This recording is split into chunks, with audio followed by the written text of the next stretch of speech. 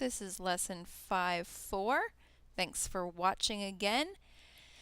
Remember that today your job is to watch this video and then in your notes packet and on your own sheet of paper, copy down the notes we go through, fill out that notes packet, copy down any problems that I do, and then attempt some of these problems on your own, the ones that I say attempt on your own. You can pause the video whenever you need to, rewind and rewatch as much as you want. Fast forward if you get bored. The only thing you have to do is make sure that you get all the notes taken and all the problems attempted so you can get your daily grade. Raise your hand in class if you've got questions. This warm-up, this is for you to try on your own. We're going to find x and y. These are midpoints of AC and CB. So the midpoint of A to C and the midpoint of C to B. So for this you're going to need to remember that the midpoint formula is x1 plus x2 over 2. That's your x coordinate, and then your y coordinate is the y from the first point plus the y from the second point over 2. Then you're going to want to find the length of xy. Well, this is going, so the length from these two midpoints that you found, x and y, you're going to have to do the distance formula. And the distance formula is the square root of x2, the x from the second point, minus the x from the first point, square that, and then add it to the y from the second point minus the y from the first point, and square that. Oh, this is under the square root sign. Next thing you need to do is find the slope of AB. So the slope from here, A to B. And the slope formula is y2 minus y1, the y from the second point minus the y from the first point, divided by the x from the second point minus the x from the first point. And then you want to find the slope of a line parallel to this. So your first step is to solve for y. Then the slope is whatever is in front of x. So then you find whatever m is, because remember, y equals mx plus b. M's the slope. Okay, so that's your slope. Figure out what that is. And then remember, parallel is same slope. So once you figure out what this line's slope is, you'll know what the parallel line slope is. Pause the video, work on these 4 problems. Now, today we're going to talk about the triangle midsegment theorem. And if you haven't had enough of triangles in chapter 4, they're back with a vengeance here in chapter 5. The midsegment of a triangle joins the midpoints of 2 sides of the triangle. All right, so if we look at PR, okay, the midsegment that corresponds with that is XY. And X is the midpoint of QP, and Y is the midpoint of QR. And we know it's the midpoint because each side, each little piece of the line segment on either side of Y is equal to each other. Each little segment on either side of X is equal to each other. So the midpoint splits the line segment into 2 equal parts. Okay, so from X to Y, that's one midsegment. Y and Z, those are midpoints of QR and PR. So when you connect those, you get another midsegment. And Z and X, those are midpoints of QP and PR. So when you connect those 2 points, you get another midsegment. The midsegments of the triangle are parallel to other sides of the triangle, and their length are half of the sides that they're parallel to. So here we've got this little purple midsegment, and he's parallel to this big long side of the big triangle. Since he's a midsegment, he should be half the length of the outside of the triangle, that longer purple side. Let's double check. Yes, half the length.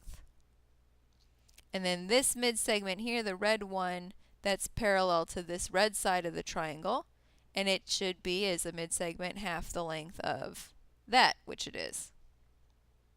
And finally, the green midsegment is parallel to this green side of the triangle, and it should be half the length of it.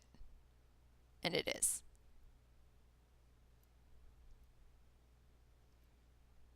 So now we need to find the measure of BD. Find what is the measure of, whoops, this right here? Well, we know that B is the midpoint of AC because it splits AC into two equal parts, and we know that D is the midpoint of CE because it splits that into two equal parts. So we know that connecting BD is the midsegment. And this midsegment is parallel to AE, and it should be half the size of AE. So since AE is 17, BD should be half of that, which is 8.5. So BD is 8.5. Now we need to find the measure of angle CBD. So we're finding CBD. We're finding this little angle right here. Well, you know that this being a midsegment here is parallel to this right here. Okay, so let's extend these lines right here. And now we're going back to chapter 3, I think it was, where we were dealing with transversals. Okay, so these two lines are parallel to each other because the midsegment is parallel to the side that it corresponds with. And then it's connected here by BD. And remember, a line that connects two intersections, so it connects this intersection and that intersection, that's a transversal. So now we're dealing with things like alternate interior angles, alternate exterior, same side interior, and corresponding angles.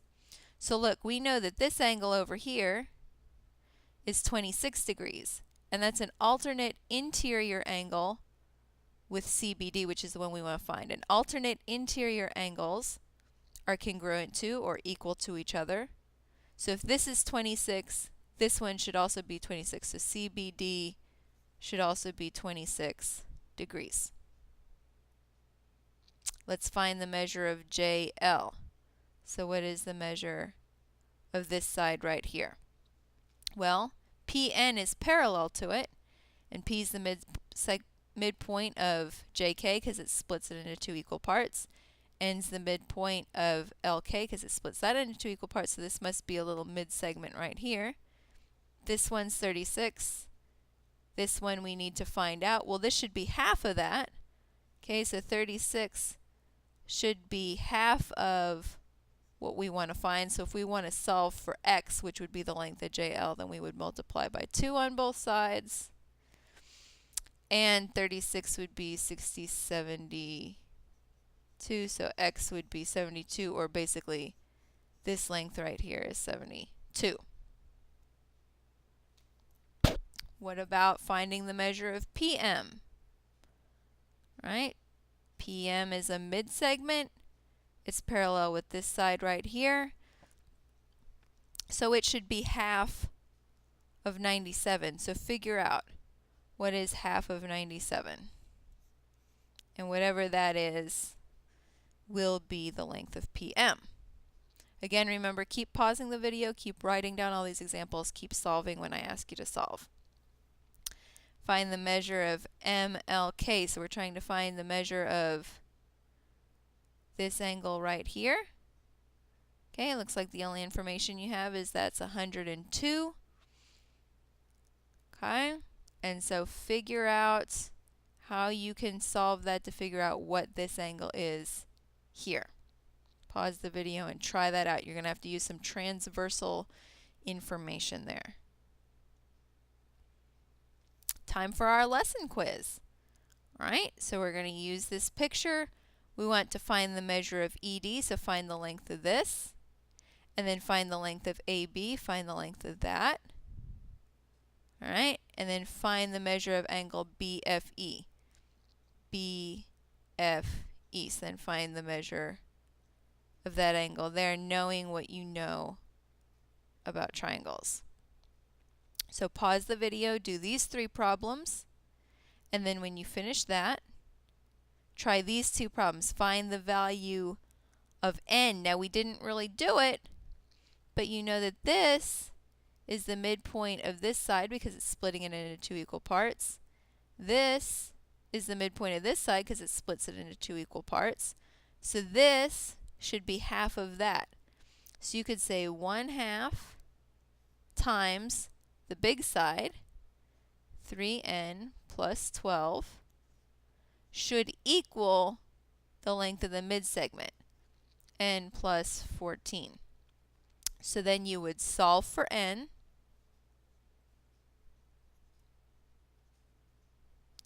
and then that's all you had to do is just solve for n.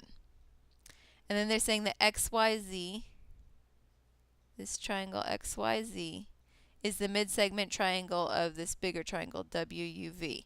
And they want to know what's the perimeter of XYZ. Okay, so use what you know there. If this is 4, okay, it's got 2 tick marks, so this one that has 2 tick marks should also be 4. All right, this is 8. It's parallel to this side here, so 8 should be half of whatever this is. Okay, this should be half of whatever this is. This should be half of whatever that is. So use what you can. Remember, perimeter is add up the sides. And what are you adding up the sides of? This little XYZ triangle right there. Thanks for watching. Don't forget to turn in your notes and the problems that you worked out to me for your daily grade today.